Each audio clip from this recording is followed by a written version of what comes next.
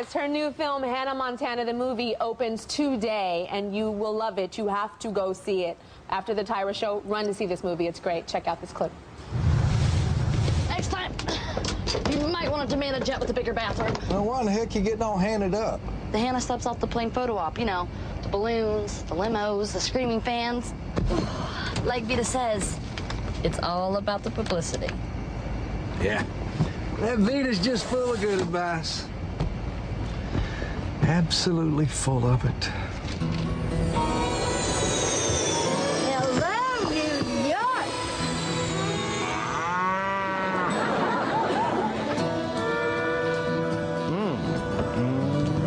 Looks like your limo's here.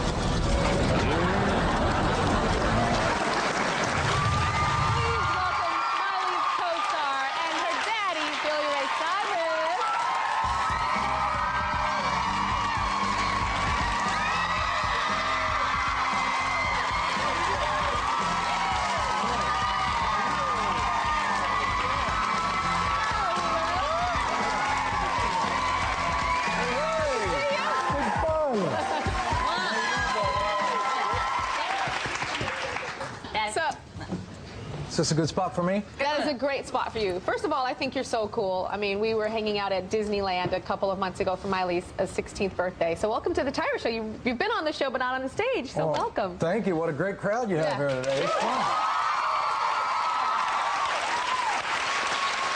So, as a dad, you know, the day Miley was born and she was put into your arms, did you ever imagine that her life would be the life that she is living now? Well, you probably know, before she was born, I had a vision, if you will, a premonition that it was her destiny to bring hope to the world. And I told Tish, I said, you know that little baby inside of you, what do you think about naming her Destiny Hope? And she said, Destiny Hope, why? And I said, well, I think she has a purpose. And now when I see the kids laugh, I see them dance, I see them sing, and, you know, realize that she's touching people's lives around the world, I think she fulfilled that Destiny Hope. Yeah. So explain to everybody how her name is Miley now, because Destiny Hope was what she was born. That's on the gift certificate. I mean, the gift certificate. Yeah, it's on the gift. Just in case you want to take me back, get a refund. Take my little brother instead. On the birth certificate.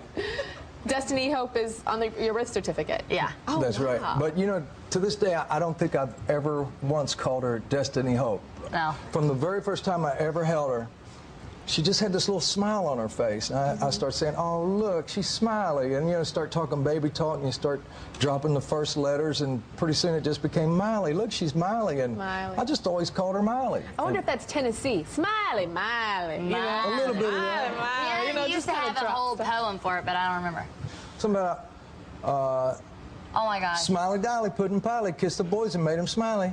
Yeah. That'd be the thing. That was my poem. The boys that made him smiley? Something like that. So speaking of boys, how do you go about approving the guys that Miley dates? Which ones? Oh!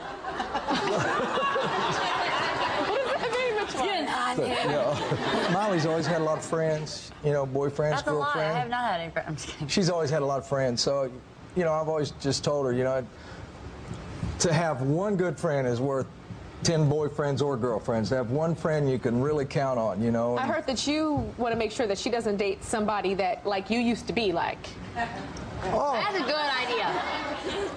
definitely. I mean, you know, Okay, well, we asked Miley a few questions earlier, and she wrote down her answers. We're going to ask Billy Ray the same questions, and we're going to see how they match up. The first question is, what is Miley's biggest pet peeve about you?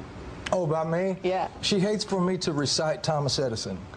That actually is a lot better than my answer, so you got that right. Okay, what's yours? That he's always late, but I'm always late too. Yeah? So I got it from him. But actually the Thomas Edison thing is way better, because he says it 1,000 times, and then he asked me to repeat it, and I still don't know it, because he said it so many times, and now I just tune it out. And like, if he finds something he really wants to say, like on the way here, he finds a phrase that he really likes to say, and then he says it at the end of everything, like it should make sense. Like, And what's the new phrase you're saying at the end of everything right now? Tell him. We were talking about the car. Tell him. You go ahead. At the end of everything, he's like, it's a different kind of animal. And you're like, what does it mean? Okay, this is the next question. What was the most trouble Miley ever got into as a child, as a kid? Most trouble. Please remember this. Oh, let me think about it. I got in trouble a lot. I'm drawing a blank on her getting in trouble. The windows. Oh, she knocked out our own window. She knocked out your windows? Yeah, Wow. With a rock. He's like, if you're gonna like, you know. I said, if you're gonna throw a rock at a window, please don't do it at our own house. Like, do it at someone else, you know? That's what most people do. Like, go to, like, the mean person on the street or something and knock out their windows, not your own. But me and my brother, is really funny. I don't know why. We thought it'd be so fun to knock out these windows.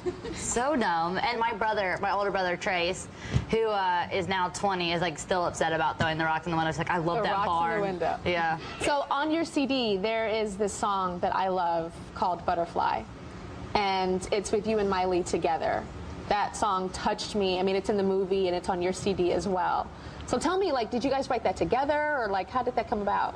Well, that song was written by Glenn Ballard, and Glenn's wrote some big records, including Man in the Mirror for Michael Jackson. Oh. And I was doing it. and it just was the right song in the right place in the film. A lot of people have been commenting on it, and yeah, it's on the CD Back to Tennessee. But it's different. And all of y'all are getting a copy of Billy Ray Cyrus's new CD. And it has